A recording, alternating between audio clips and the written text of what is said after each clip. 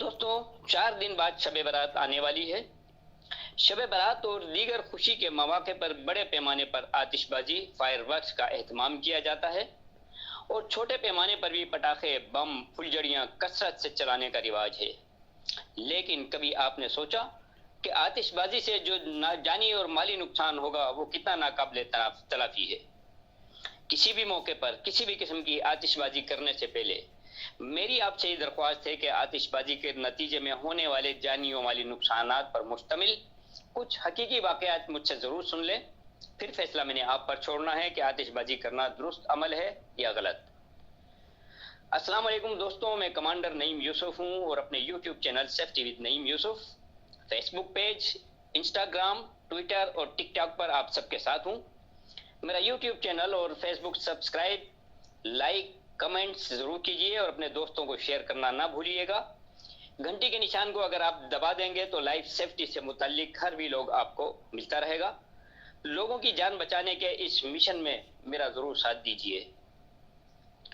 दोस्तों, वाक़या ये है कि 2012 में सैम ऑयल की उम्र 19 साल थी।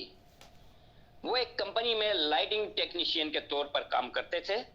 इसी साल 17 नवंबर की रात वो वस्ती रियासत गोयास में म्यूजिक फेस्टिवल में लाइटिंग के काम में मसरूफ थे जब इन पर एक क़यामत टूट पड़ी। वो मेले में होने वाली आतिशबाजी का निशाना बन गए। आतिशबाजी के गोले इनके चेहरे पर आकर लगे, जिससे न सिर्फ इनका चेहरा बुरी तरह झुलस गया बल्कि इनके चेहरे पर एक ऐसा खौफनाक गड़ा पड़ गया। इमरजेंसी यूनिट में सैम ऑयल की हंगामी सर्जरी की गई जो 24 घंटे से ज़ायद जारी रही। इसके नतीजे में सैम ऑयल अपनी नाक, चेहरे की दरमियानी हड्डियों और अपने दांतों के कुछ ऊपर वाले हिस्से से महरूम हो चुका था।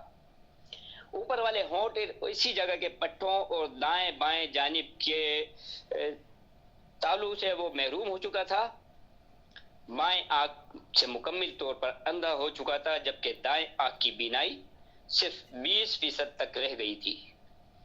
सैम ऑयल ये कहते हैं कि जब मैंने अपना बिगड़ा हुआ चेहरा देखा तो मुझे इस कदर सदमा पहुंचा कि मैंने अपनी जिंदगी के कई बरस छुप कर गुजारे, क्योंकि लोग मेरा बदसूरत चेहरा देखकर मुझसे मिलना पसंद नहीं करते थे और बच्चे मेरी खौफनाक सूरत देखकर डर जाते थे, चीखने, चिल्लाने और रोने लगते थे।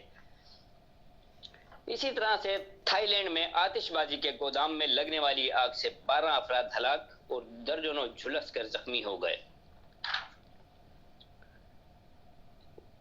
एक वाकया यह है कि तेज धमाका करने वाला बम एक बच्चा हाथ में लेकर माचिस से इसके फलीते में आग लगा रहा था कि ये बम हाथ ही में चल गया, जिससे इस बच्चे के हाथ की सारी उंगलियां उड़ गईं।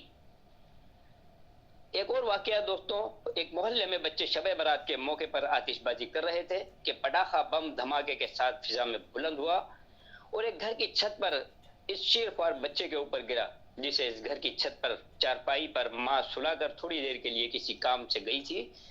इस बम ने बच्चे के कपड़े और बिस्तर और फिर बच्चे को जला दिया, जिसके नतीजे में बच्चा झुलस कर हलाक हो गया।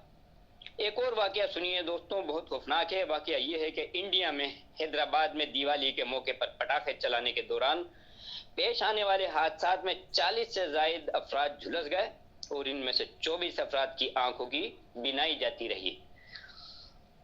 इसी तरह थाईलैंड में आतिशबाजी के गोदाम में लगने वाली आग से 12 अफराद हलाक और दर्जनों झुलस कर जख्मी हो गए। दोस्तों, आतिशबाजी के नतीजे में पाकिस्तान में होने वाले खौफनाक वाकयात और इसके नतीजे में होने वाली हलाकतों की तरफ भी मैं आपकी तवज्जो दिलाना चाहता हूँ। सन 2012 में लाहौर में नए साल की आमद पर होने वाली आतिशबाजी के नतीजे में 25 से ज्यादा अफराद हलाक हो गए थे। 2016 में कराची, बहादुराबाद, मिंटो पार्क में आतिशबाजी के दौरान कई अफराद जाँ बहक और बहुत से शदीद झुलस कर जख्मी हो गए थे। 2019 में पेशावर में ईद उल फितर की रात आतिशबाजी से कई अफराद जाँ बहक और बहुत से शदीद जख्मी हो गए थे। अभी कुछ साल पहले 2020 में कराची गुलशन इकबाल में ईद के दौरान आतिशबाजी से बहुत से अफराद जख्मी हो गए थे। अजीज दोस्तों, ऐसे बहुत सारे हादसात सिर्फ आतिशबाजी की वजह से हो चुके हैं और लोग अपनी जिंदगियों से महरूम हो चुके हैं, जख्मी हो चुके हैं। खूबसूरत चेहरे और जिस्म जलने की वजह से बदसूरत हो चुके हैं لوگ معذور ہو چکے ہیں، گھر جل چکے ہیں، کارخانے جل کر تباہ ہو چکے ہیں، کمزور دل بوڑھے بم اور پٹاخوں کے دھماکوں کے باعث ہارٹ اٹیک کی وجہ سے موت کا شکار ہو چکے ہیں، بم اور پٹاخوں کے ریزوں اور ٹکڑوں سے لوگ اپنی بینائی کھو چکے ہیں، پٹاخوں اور بم، پھلجھڑیوں اور آتش بازی کے سامان میں موجود سلفر، فاسفورس اور گندک جیسے خطرناک دھماکہ خیز مواد سے نکلنے والے دھوئیں اور زہریلی گیسوں سے دمہ اور سانس کی نالی اور پھیپھڑوں کے امراض میں مبتلا ہو چکے ہیں، معدے اور جگر کے کئی امراض میں شدید مشکلات میں کئی لوگ جی رہے ہیں۔ کچھ بم اور پٹاخے تو اتنے زوردار دھماکہ کرنے والے ہوتے ہیں جس سے بہت سے بچے، جوان اور بوڑھے کان کے پردے پھٹنے سے، قوت سماعت یعنی سننے کی صلاحیت سے محروم ہو چکے ہیں۔ دوستوں، یاد رکھیے، آتش بازی چاہے نیو ایئر نائٹ ہو یا کوئی فنکشن ہو، کوئی شادی کی تقریب ہو یا کوئی جشن ہو یا شب برات، کبھی بھی، کہیں بھی، کسی بھی صورت میں آپ کی جان و مال کی تباہی اور بربادی، عمر بھر کی معذوری اور وقت کی بربادی ہی بربادی ہے۔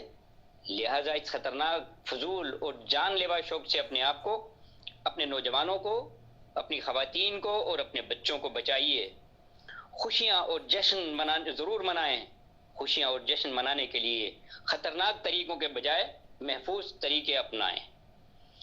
عوام کو خود بھی آتش بازی اور اس طرح کے خطرناک کھیل سے مکمل طور پر بچنا چاہیے اور حکومتی سطح پر عوام الناس کو آتش بازی سے ہونے والے واقعات، نقصانات اور خطرناکیوں کے بارے میں آگاہ کرتے رہنا چاہیے۔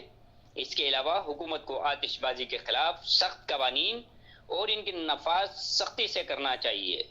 اس کے علاوہ پرنٹ، الیکٹرانک میڈیا اور سوشل میڈیا پر آتش بازی کے خلاف بھرپور اور منظم مہم چلائی جانی چاہیے تاکہ ایسے خطرناک کاموں میں لوگوں کی حوصلہ شکنی ہو۔ دوستوں، اسلامی روح سے اہم اور برکتوں والی رات ہے یہ شب برات۔ شب برات کو عبادات، اللہ کے حضور گریہ وزاری اور توبہ کی رات کے طور پر منایا جاتا ہے۔